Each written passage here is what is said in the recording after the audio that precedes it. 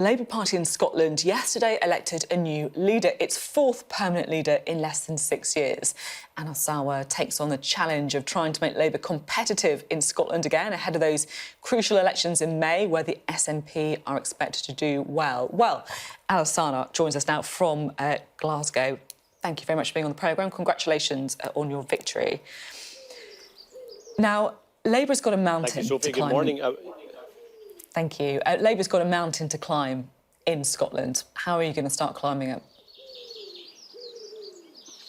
Look, I think the first part is to be honest and say that we have got a really bad position we're in just now. I'm not naive about the scale of the challenge, and that's why yesterday I thought it was important to say directly to the people of Scotland that they've not had the Labour Party they deserve, and at a time of rising inequality, injustice and division, we haven't been good enough. And I recognise that it's my job now to work day and night to give people the Labour Party they deserve so we can build the country we need. And I actually think coming through COVID, we have that opportunity to focus on what the people's priorities are rather than the old arguments and the old divisions. It's interesting, isn't it? Because Labour does look quite different to how it did a year ago. Keir Starmer is very different from Jeremy Corbyn, of course. You're quite a different politician from Richard Leonard. Do you think it's fair to say that Labour believes it needs to win from the centre?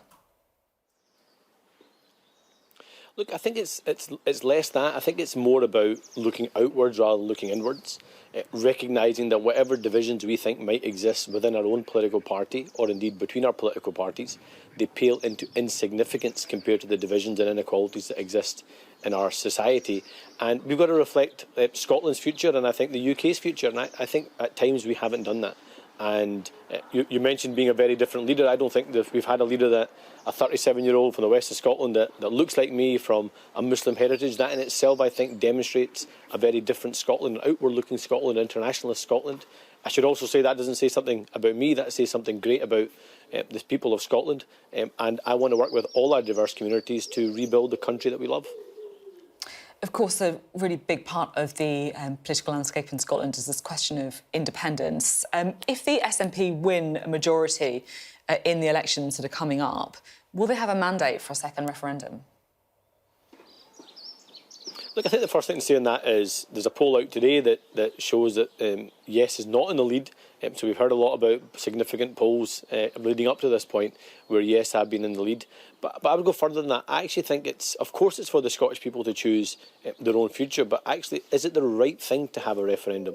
And I think coming through the collective trauma of COVID, where we've been separated from our families and our loved ones, but we've actually come together like a country like never before, the idea that we come through this and go straight into a divisive referendum campaign, I just don't think is the right thing to do. Instead, I think it's right that we focus on rebuilding our country, because what people are worried about right now is they're worried about their loved ones staying safe, they're worried about when they're going to get a vaccine, they're worried about if and when they're going to go back to work, they're worried about their child's education or mental health, they're worried about the planet we're going to leave our children and our grandchildren, they're worried about the cancelled operations or the failure to get a cancer diagnosis because of a pause in the screening programme.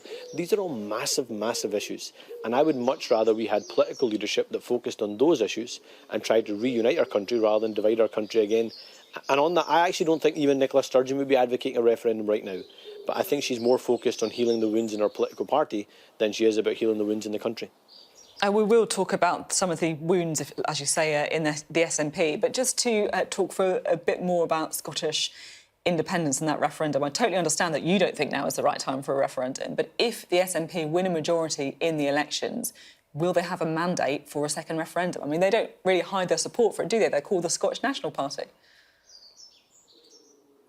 Yeah, they don't hide their support for it, but Nicola Sturgeon needs to decide what people are voting on. Either they're voting on pandemic record, either they're voting on government record, or they're voting on whether they want to have an independence referendum. Look, I don't want to commentate about what happens after May. We aren't spectators, we are participants. And I think this is the challenge for us as a Labour Party, is if I believe in something, I'm going to argue for it. So I don't believe that independence is the right answer for Scotland coming through this pandemic.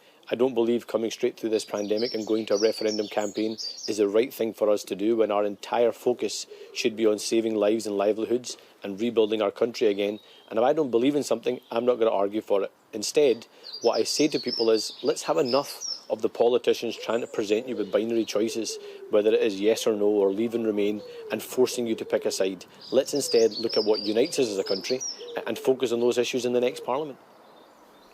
OK. Now, a lot of attention has been paid this week, of course, to Alex Salmond's committee appearance. Nicola Sturgeon's going to be giving evidence next week. If the First Minister is found to have broken the ministerial code, as Alex Salmond alleges, should she resign? Look, I think it's important, I think, to take the political parties out of this and take the personalities out of this and go straight to the points of principle. The points of principle here are that 2 women were failed in terms of their complaints. How do we have a fair complaints policy here in Scotland? How do we respect the primacy of Parliament? How do we respect and not have the misuse of public funds? I think we should be separating the role of the person that is the legal advisor to the Scottish Government not being the person that also leads prosecutions for us in Scotland. And on the point of principle, directly on the question you ask, if there is a minister, forget who the minister is or which political party they are from, if a minister is found to breach the ministerial code, I think people would expect that minister to resign. That's what Nicola Sturgeon would say if it was a Labour politician, a Conservative politician or a Liberal Democrat politician. So let's take the party politics out of it. It's a point of principle. So, just to be clear, if Nicola Sturgeon's found to have broken the ministerial code, you think she should resign? Well, yes, I think Nicola Sturgeon herself would say if an opposition politician was in government and they breached the ministerial code, that they would be expected to resign. Let's take the party politics and the personalities out of it. It's a point of principle and respecting the office of First Minister. Are you a bit worried that the fact that they have had this extraordinary feud play out in public, and yet they're still polling well above the other parties, above 50%? It doesn't seem to have damaged them. Well, look, we've got to take part of the responsibility for that. I mean, the reality is we haven't had opposition political parties that have been on the pitch in Scotland, and we haven't been the ones to offer any kind of hope or change to our country. So we've got to change that. And I think coming through this pandemic, I don't think we can go back to the politics the way it was before. I don't think we can go back to the economy the way it was before. I don't think people could credibly believe that the Conservatives can deliver a recovery that works for everyone and reshapes our economy. And I think the SNP are so blinded by their one priority that they can't be the ones that truly bring our country back together and rebuild it after COVID. And that's why we need a credible Labour Party. That's why we need to get the Labour Party back on the pitch, talking about the ideas that matter to people, the priorities that matter to people, and therefore seeking to gain support in the upcoming elections. OK, just finally, many of our viewers may just be being introduced to you. They may not know that much about you. So to try and help them find out a bit more about Anas Sarwar, can you tell me something interesting about yourself?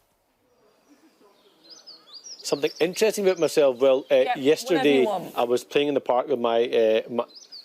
Say that again, sorry? So I said whatever you want. Sorry, the delay on the line. Whatever I want. Well, I've got an exception with Football Manager. I was playing in the park yesterday with my kid and he gave me a big thumbs down rather than a big thumbs up live on camera. And I used to be an NHS dentist and someone I'd say looks like me, sounds like me, standing for election, trying to seek the people's support. I think there's lots of interesting things that we can have conversations about on that one, Sophie.